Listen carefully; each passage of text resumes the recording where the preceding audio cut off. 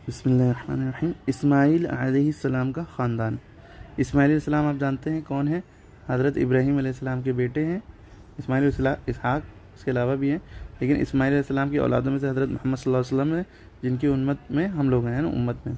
तो इस्माईल अलैहिस्सलाम का ख़ानदान क्या था?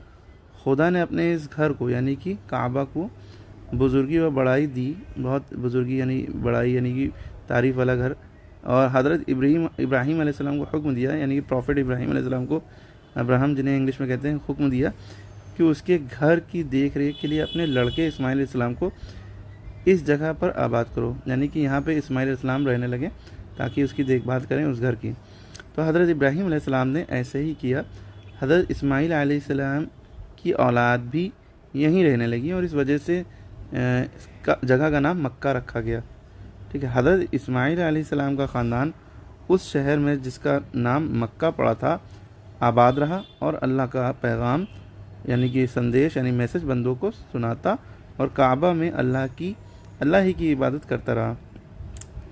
सैकड़ों साल गुजरने के बाद ये लोग दूसरे कौमों को देखा देखी अकेले खुदा को छोड़कर मिट्टी और पत्थर की अजीब अजीब शक्लों को बनाने लगे और कहने लगे कि ये हमारे अल्लाह हैं, नौज़ुबिल्लाह।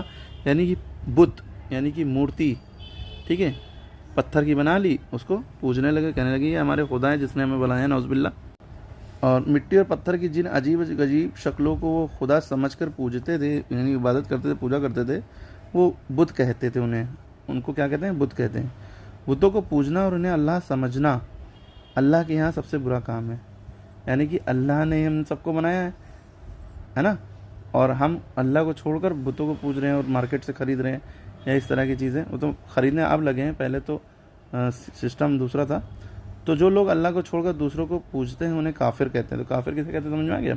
अच्छा, मुद्दा ये हुआ था, इस्लाम धर्म सबसे पहले था, अब शैतान आया। पहले तो लोग सोचते सबसे पुराना सनातन धर्म है, सबसे पुराना इस्लाम धर्म है। कैसे पता चला?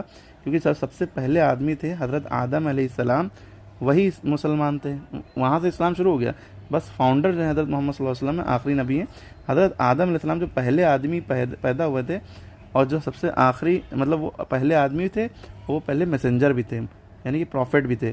और उनके बाद से हज़रत मोहम्मद सल्लल्लाहु अलैहि वसल्लम तक ये 1,24,000 1,24,000 अप्रॉक्स मैसेंजर प्रॉफिट आए हैं, जिसमें हज़रत ईसा अलैहिस्सलाम, जिन्हें जीसस भी कहते हैं लोग, हालांकि जीसस वाला मामला दूसरा है थोड़ा सा, वो भी बीच में थे। बहुत सारे मूसा अलैहिस्सलाम, मोसेस जिन्हें कहते हैं, दाऊद अलैहिस्सलाम यानी डेविड जिन्हें कहते हैं। तो अलग अलग किताबों में आप पढ़ेंगे, लेकिन कुरान को सही से पढ़िए और इसकी डिटेल कुछ और है, उसको और अच्छे से किसी और वीडियो में बताएंगे कि इस्लाम धर्म और